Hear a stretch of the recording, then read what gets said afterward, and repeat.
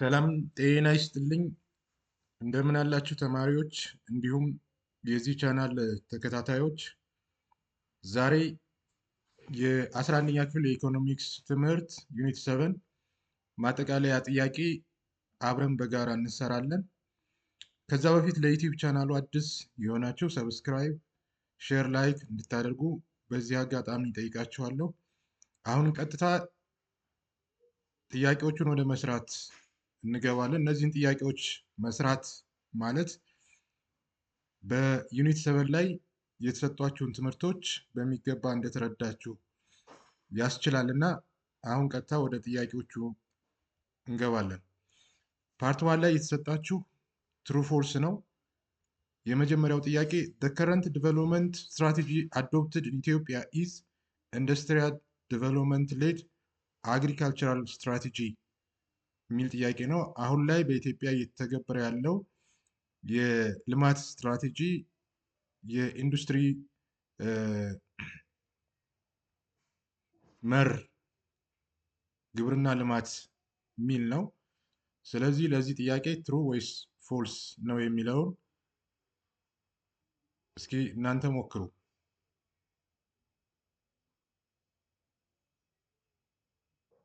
ትክክለኛው ጥያቄ ፎልስ ነው። ኤክስፕሌን ስናደርግ ኢትዮጵያን ከረንት ዲቨሎፕመንት ስትራቴጂ አግሪካልቸራል ዲቨሎፕመንት ሌድ ኢንዱስትሪያላይዜሽን ነው። ግብርና መር ኢንዱስትሪ ልማት የሚል ነው። ይሄ ኖት ሪቨርስ በተቃራኒው አይደለም። አግሪካልቸር ዲቨሎፕመንት ሌድ ኢንዱስትሪያላይዜሽን places agriculture as the leading sector that drives industrialization through providing raw materials, labor and market for industrial goods የሚል ነው። ስለዚህ መጽሐፋችሁ ላይ የተቀመጠ ስለሆነ እንጂ በተለይ ደግሞ አሁን ላይ መልቲ ዲቨሎፕመንት ስትራክቸር ወይም ደግሞ ብዝሃ ዘርፍ መልቲ ሴክቶራል ኢኮኖሚክ ዲቨሎፕመንት ልንለው እንችላለን።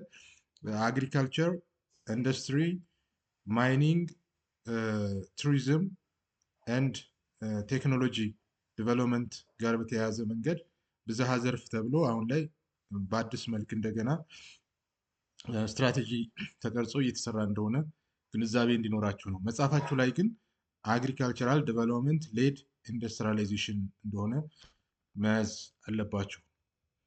ሁለተኛው ጥያቄ ይጠይቃችሁት the unimodal approach gives priority to the intensification of agricultural practices for smallholders ነው የሚለው። ዩኒሞዳል ባይሞዳል ምን ማለት እንደሆነ ተማምረናል። ስለዚህ ዩኒሞዳል አፕሮች ቅድሚያ የሚሰጠው አግሪካልቸራል ፕራክቲሱ እንዲዘምን ኢንተንሲፋይ እንዲሆን ነው። ይህም በትንንሽ እርሻ ቦታዎች ስሞል ሆልደር ፋርመርስ ጋር በተያያዘ እንደሆነ ነው የሚገልጸው። ስለዚህ ለዚህ ጥያቄ ትክክለኛው መልስ የሚሆነው ትሩ ነው። The unimodal agricultural strategy focuses on improving productivity of small-scale peasant farms through access to the modern input, credit, and extension service, while preserving the existing agrarian structure ነው የሚሆነው ማለት ነው። ሶስተኛ ጥያቄ the current approach to improve agriculture sector in the biomodal approach አሁን ላይ ያለው የግብርና ሴክተር ወይም ዘርፍ ማሻሻል የሚቻለው በባዮሞዳል አፕሮች ነው የሚል ጥያቄ ነው። ፎልስ ነው። ኢትዮጵያን ከረንት followed the unimodal approach focused on smallholder farmers through same elements of biomodal approach. Large scale commercial farming exists. Agricultural development led industrialization prioritize smallholder agriculture as the main drivers of growth ማለት ነው። አራተኛ the Derg regime used export promotion industry strategy በደርግ ዘመን ወይም አገዛዝ ማለት ነው የኢንዱስትሪው ስትራቴጂ ኤክስፖርትን የሚያበረታታ ወደ ውጭ ምርትን መላክ የሚያበረታታ ነው የሚል ነው። ፎልስ ነው። during the Derg regime from starting 1974 to 1991 used import substitution industrial strategy ነው የተከተለው። በሀገር ውስጥ ማለት ነው ከውጭ የምናስገባውን መተካት ማምረት with heavy state control, nationalization and protectionism.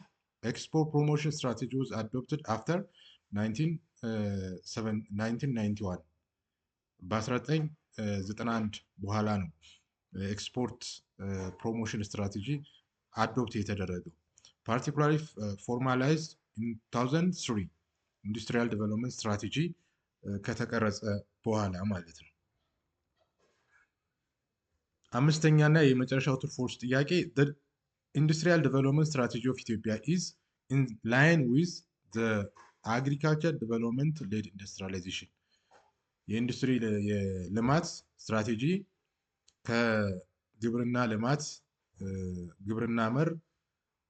ግብርና ልማት መር ኢንዱስትሪላይዜሽን ጋር ላይን ያደርጋል ነው። ትሩ ነው። ኢትዮጵያ ኢንዱስትሪያል ስትራቴጂ is built on agriculture development led industrialization principles using agriculture as the foundation for industrial development through processing agriculture raw material creating backward and forward linkage between sectors የትስስር በመፍጠር ከዘርፎች ጋር ማለት ነው። ግብርና ቀዳሚው እንደሆነ በተለይ ሮ ማቴሪያል ጥሬ ዕቃ በማቅረብ ሚናውን ይጫወታል።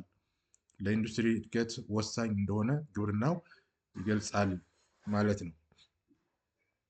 እንግዲህ ትሩ ፎልስ በዚህ መንገድ ለማየት ሞክረናል።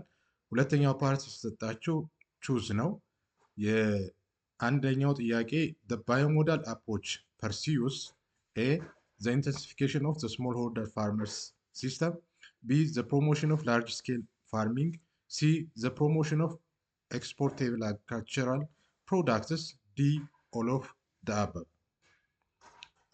ባዮሞዳል አፕሮች ፐርሲው የሚያደርገው ከተሰጡት አማራጮች ውስጥ ትክክለኛው መልስ የሚሆነው ኦል ኦፍ ዘ አበብ ነው። ስለዚህ ባዮሞዳል አፕሮች ፐርሲው means that the biomodal agriculture strategy pursues both intensification of smallholder farmers and promotion of large-scale commercial farming, and it's a dualistic approach that supports both smallholders and large commercial farms, which naturally encourages promotion exportable agricultural products from both sectors.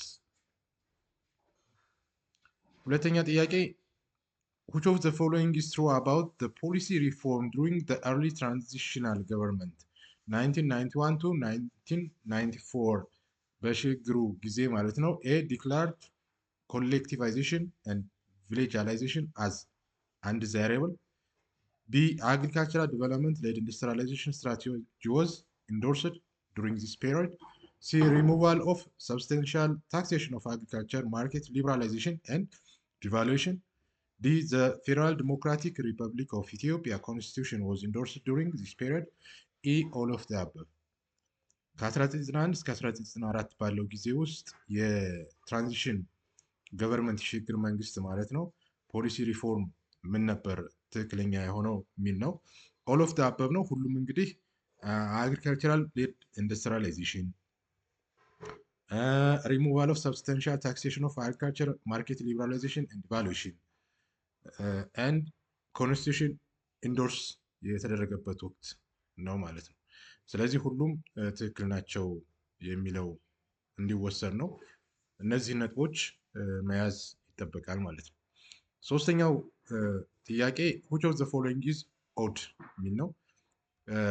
ጭላሎ አግሪካልቸራል ዲቨሎፕመንት ዩኒት፣ ወላይታ አግሪካልቸራል ዲቨሎፕመንት ዩኒት፣ አርሲ ሩራል ዲቨሎፕመንት ዩኒት። ዲ ነን ኦፍ ዘ አበብ የሚለው ትክክለኛው መልስ ነን ኦፍ ዘ አበብ ነው። ኦል ስሪ ዌር አግሪካልቸራል ዲቨሎፕመንት ፕሮጀክትስ ኢን ኢትዮጵያ። ካዱ የጭላሎ ኮምፕሬሄንሲቭ ፓኬጅ ፕሮጀክት፣ ዋዱ ወላይታ ኮምፕሬሄንሲቭ ፓኬጅ ፕሮጀክት፣ አርዱ አርሲ later transformed to Kadu during Derg regime. None is odd. All are legitimate agricultural development projects. ሁሉም የሚታወቁ የግብርና ልማት ፕሮጀክቶች ናቸው ማለት ነው። አራተኛ ጥያቄ the first poverty reduction strategy to be introduced by the EPRDF was A. Plan for accelerated and sustainable development in poverty. B. Peasant agriculture development extension project. C. Poverty reduction strategy paper. D. Agriculture development led industrialization. E. All of the above። ከተሰጡት አማራጮች ውስጥ ድህነትን ለመቀነስ በመጀመሪያ በኢፒአርዲኤፍ ኢንትሮዲውስ የተደረገው የትኛው ነው የሚል ነው። ከተሰጡት አማራጮች ውስጥ ትክክለኛ የሆነው ፖቨርቲ ሪዳክሽን ስትራቴጂ ፔፐር የሚለው ነው። ሰስቴናብል ዲቨሎፕመንት ኤንድ ፖቨርቲ ሪዳክሽን ፕሮግራም SAP was Ethiopian first full poverty reduction strategy paper. Launched in 2002, PASDEP came later, 2005, 2009 or 10 as the second poverty reduction strategy paper PASDEP ሁለተኛው ይሆናል ማለት ነው። አምስተኛው question of the following is false about GTP2 growth transformation plan 2 ትክክል ያልሆነ የትኛው ነው? It is operated with the framework of the agricultural development led industrialization. B. It recognizes the wider development needs of rural areas. C. It promotes the agriculture sector development. D. GTP2 main objective and pillars are different from the GTP1. All of the above. ለዚህ ጥያቄ እንግዲህ ትክክለኛው መልስ የሆነው ስለ GTP2 ፎልስ የሆነው አማራጭ ማለት ነው ዲ ነው። GTP2 main objective and pillars are different from that of GTP1. ስለዚህ አንድ አይነት አይደለም የሚለው The statement is false. GTP2 and GTP1 with continually in objective and pillars both operate with agriculture development led industrialization framework, promoted agriculture development and address rural needs. GTP2 was an extension and pinning of GTP1, not fundamentally different approach. ሁለቱም የተለያዩ አይደሉም። የጂቲፒ1 በጂፒቲ2 በጥልቀት ነው እንዲታቀድ የተደረገው ማለት ነው። እንግዲህ ምርጫን በዚህ መልክ ለመስራት ጥረት አድርገናል። ካቆምንበት እንቀጥላለን። ፓርት 3 ዲስከሽን ኩዌስችን ነው የተሰጠው። 3 ጥያቄዎች ተሰጥተዋችኋል። አንደኛው ዲስከስ ዘ ሾርት ካሚንግ ኦፍ ዘ ኢንዱስትሪያል ዴቨሎፕመንት ስትራቴጂ ኦፍ ዘ ኢፒአርዲኤፍ የሚል ነው። ሁለተኛው ዋት አር ዘ ሜጀር ኦብጀክቲቭስ ኦፍ አግሪካልቸራል ዴቨሎፕመንት ሌድ ኢንዱስትሪያላይዜሽን። 3 ዋት አር ዘ ሜጀር ፕሮብሌምስ ኤንድ ፖሲብል ሬሜዲስ ፎር ዘ ኤዱኬሽን ሴክተር የሚሉ 3 ጥያቄዎች ተሰጥተዋችኋል። እነዚህን ጥያቄዎች አንድ በአንድ እንመለከታለን። የመጀመሪያው ጥያቄ እንግዲህ ሾርት ካሚንግ ኦፍ ኢንዱስትሪያል ዴቨሎፕመንት ስትራቴጂ ኦፍ ዘ ኢፒአርዲኤፍ ስንመለከት የመጀመሪያው ሾርት ካሚንግ ዊክ ሊንኬጅ ቢትዊን አግሪካልቸር ኤንድ ኢንዱስትሪ፣ በግብርናውና በኢንዱስትሪው መካከል ያለው ትስስር በጣም ደካማ ነበር ብሎ መውሰድ ይቻላል። ይሄም የግብርና ዘርፍ ማለት ነው ለኢንዱስትሪው ግብዓት ማቅረብ ይጠበቅበታል የሚል እንድምታ ነበረው። ግን ደግሞ ኢንዱስትሪውም እና ግብርናው ማለት ነው ደካማ የነበረ ትስስር ነው የነበረው ማለት ነው። ሁለተኛው ካፒታል ኢንተንሲቭ ፎከስ ኢን ላበር አበንዳንት ኢኮኖሚ። ሶስተኛው ኢንአዲኩዌት ኢንፍራስትራክቸር ፓወር፣ ሮድስ፣ ወተር የኃይል አቅርቦት፣ የመንገድ መሰረተ ልማት፣ የውሃ አቅርቦት የተሟላ አልነበረም፣ ኢንአዲኩዌት ነበር። ሃይ ዲፔንደንስ ኦን ኢምፖርትድ ኢንፑትስ ከውጭ በሚገቡ እቃዎች እና አገልግሎቶች ላይ ነበር ጥገኝነት የተፈጠረው ማለት ነው። አምስተኛው ሊሚትድ ቴክኖሎጂ ትራንስፈር ፍሮም ኤፍዲአይ ፎሬን ዳይሬክት ኢንቨስትመንት ላይ ማለት ነው የቴክኖሎጂ ትራንስፈሩ ደካማ ነበር ብሎ መውሰድ ይቻላል። ዊክ ዶሜስቲክ ዲማንድ ኤንድ ኢምፖርት ኮምፒቲሽን የሀገር ውስጥ ፍላጎቱ ደካማ ነበር። ዊክ ዶሜስቲክ ዲማንድ ፍላጎቱ ማለት ነው። ኤንድ ኢምፖርት ኮምፒቲሽን ሊሚትድ አክሰስ ቱ ፋይናንስ ፎር ስሞል ኤንድ ማይክሮ ኢንተርፕራይዝስ ለአነስተኛ እና መካከለኛ ኢንተርፕራይዞች የገንዘብ አክሰስ ደካማ ወይም ውስን ነበር። ሾርቴጅ ኦፍ ስኪልድ ማንፓወር የሰለጠነ የሰው ኃይልን በተመሳሳይ መንገድ ክፍተት ነበር። 9ኛ ፑር ኤክስፖርት ዳይቨርሲፊኬሽን ወደ ውጭ የሚላከው የተለያየ ዳይቨርሲፋይድ የሆነ ምርት አልነበረም፣ ደካማ ነበር። 10ኛው እና የመጨረሻው ጋፕ ቢትዊን ፖሊሲ ኤንድ ኢምፕሊሜንቴሽን የወጣውን ፖሊሲ ወደ ተግባር በመቀየር በኩል ክፍተት ነበር ብሎ መውሰድ ይቻላል። እንግዲህ የኢንዱስትሪያል ዴቨሎፕመንት ስትራቴጂ ኦፍ ኤፒአርዲኤፍ ሾርት ካሚንግ እነዚህን የሚመስሉ ናቸው ማለት ነው። ሁለተኛው ጥያቄ ዋት አር ዘ ሜጀር ኦብጀክቲቭስ ኦፍ አግሪካልቸራል ዴቨሎፕመንት ሌድ ኢንዱስትሪያላይዜሽን የግብርና መር ኢንዱስትሪ ልማት ኦብጀክቲቭ ምንድን ነው የሚል ነው። አንደኛው ኢንሃንስ ስሞል ኦርደር አግሪካልቸር ፕሮዳክቲቪቲ በአነስተኛ ማሳ ላይ የተመሰረተውን ግብርና ማለት ነው ምርታማነት ማሳደግ ነው። ሁለተኛው ኢንሃንስ ፉድ ሴኩሪቲ አት ሃውስሆልድ ናሽናል ሌቭል በቤተሰብ ደረጃ እና በሀገር ደረጃ የምግብ ዋስትናን ማረጋገጥ ነው።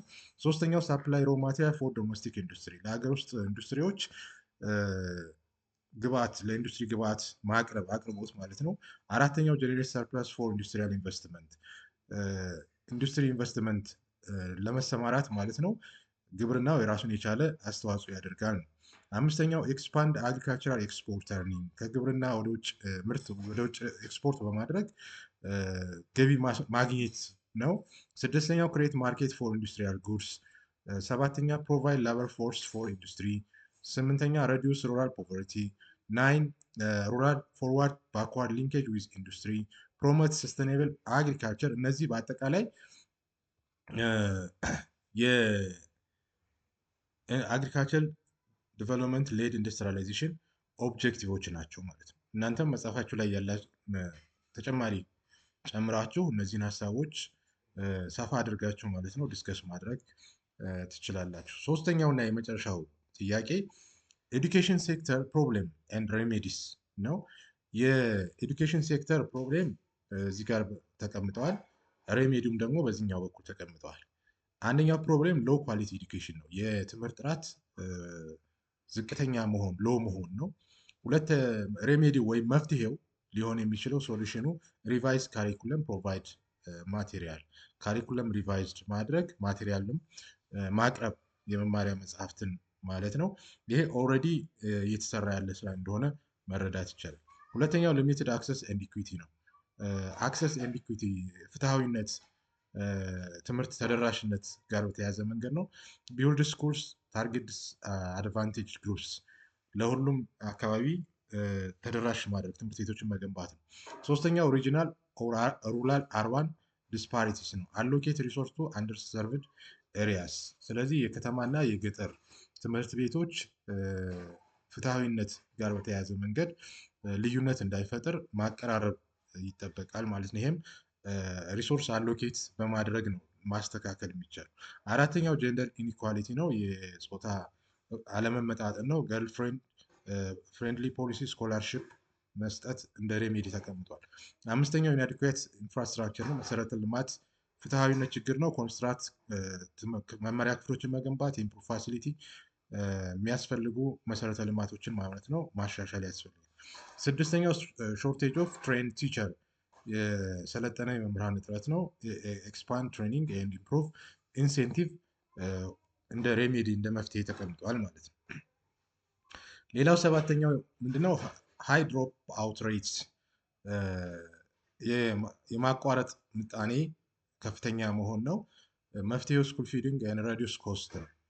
ሶስተኛው ኢሬሌቫንት ካሪኩለም አላይን ዊዝ ላበር ማርኬት ኒድስ የማይመጣጠን የትምህርት ስርዓት ማለት ወደ ሌበር ማርኬቱ የማይፈልገውን መማር ወይም ደግሞ ሌበር ማርኬት የሚፈልገውን አለም መማር ነው። ካሪኩለም ዝግጅት ጋር በተያያዘ መንገድ ማለት ነው። ይሄ አላይን ማድረግ ያስፈልጋል። ዘጠነኛው ኢንሰፊሸንት ፈንዲንግ የሀብት አቅርቦት ፈንዲንግ ውስንነት ነው። ዳይቨርሲፋይ ፋይናንስ ሪሶርስ ለትምህርት የሚያስፈልጉ ሀብቶችን የፋይናንስ የተለያየ ምንጭ ማብዛት ያስፈልጋል። አስረኛው ዊክ ስቴክሆልደር ፓርቲሲፔሽን ነው። የባለድርሻ አካላት ተሳትፎ ደካማነት ነው። ኢንቮልቭ ፓረንት ኤንድ ኮሚኒቲ የተማሪ ወላጆች እና ማህበረሰቡ ማሳተፍ እንደ መፍትሄ ይወሰዳል ማለት ነው። 11ኛው ፑር ቲቬት ሲስተም ነው። የቴክኒክና ሙያ ትምህርት ስልጠና ተቋም ደካማ መሆን ነው። እነዚህን ስትሬንግዝን ማድረግ ያስፈልጋል። ከኢንዱስትሪ ጋር ሊንክ ማድረግ ያስፈልጋል ማለት ነው። 12ኛው ላክ ኦፍ ኤርሊ ቻይልድሁድ ኤዱኬሽን ኤክስፓንድ ፕራይመሪ ፋሲሊቲ ቅድመ መደበኛ ላይ ትኩረት አድርጎ መስራት ያስፈልጋል የሚል ፕሮብሌም እና ሬሜዲው ወይም ሶሉሽኑ ይህን ነው የሚመስለው ማለት ነው። እንግዲህ ተማሪዎች በአጠቃላይ የዩኒት 7 የመጨረሻ ማጠቃለያ ጥያቄዎች እነዚህ ነው የሚመስሉት። እንግዲህ ለዩቲዩብ ቻናሉ አዲስ የሆናችሁ ማለት ነው ሰብስክራይብ እንድታደርጉ፣ ሼር እንድታደርጉ፣ ጥያቄ አስተያየት ካላችሁ በኮሜንት መግለጽ እንደምትችሉ በዚሁ አጋጣሚ ለመግለጽ ነው። ስላዳመጣችሁኝ እጅግ አድርጌ አመሰግናለሁ።